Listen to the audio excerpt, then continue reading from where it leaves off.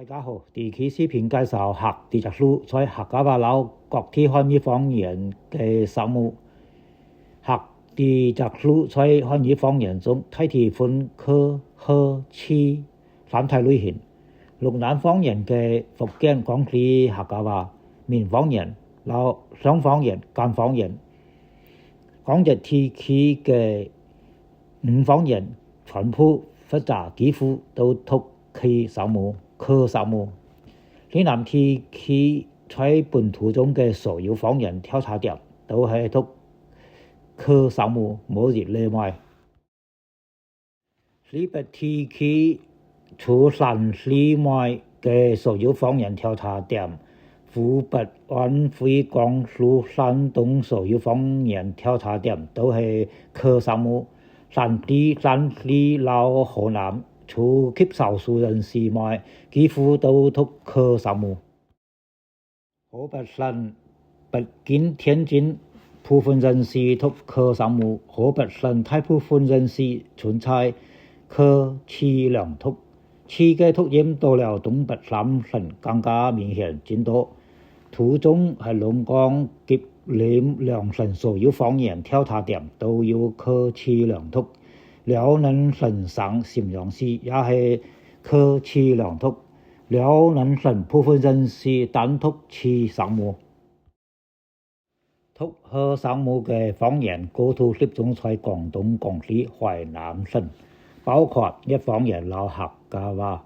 廣西北部只有少數方言調查點讀客數目，包括秀水人、潤秀人、虎口人、晉縣人，都係贛方言。少數方言複雜少數民族嘅語言影響，淮南省嘅閩方言包括淮河話在內，有部分人士讀客數目，部分人士依然同福建嘅閩方言讀客數目。而閩贛兩湘三大方言相連嘅客家話，有部分人士讀客數目，部分人士讀客數目。而一方言相連嘅兩廣地區嘅客家話，幾乎都讀客數目，包括梅人、惠陽客家話都係讀客數目。讀客數目嘅人士包括梅州、河源、惠州、山西老潮汕地區嘅客家話、大埔、豐順、吳化、蕉兩、吉利、和平。一北地區嘅大部分人士包括新豐、蒙源、仁德、紹興等。廣西嘅西南官話、平話、土話等漢語方言讀客數目。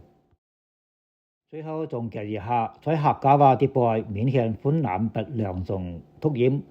福建、廣西客家話主要係讀客，南部包括梅州話在內讀客為主，北偏客，南偏客。兩廣地區幾乎係客同一方言，也有部分人士讀客數目，靠近閩贛湘三大漢語方言。北方方言有客老次兩大類型，次集中分布在河北大部分人士、北京部分人士、山西北部部分人士、老東北三省浙大部分人士。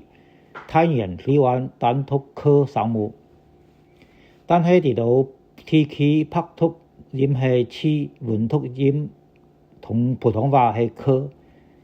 客家莊、瀋陽係呢種類型，冇韻拍兩讀嘅幾乎都係直讀普通話呢種客數目。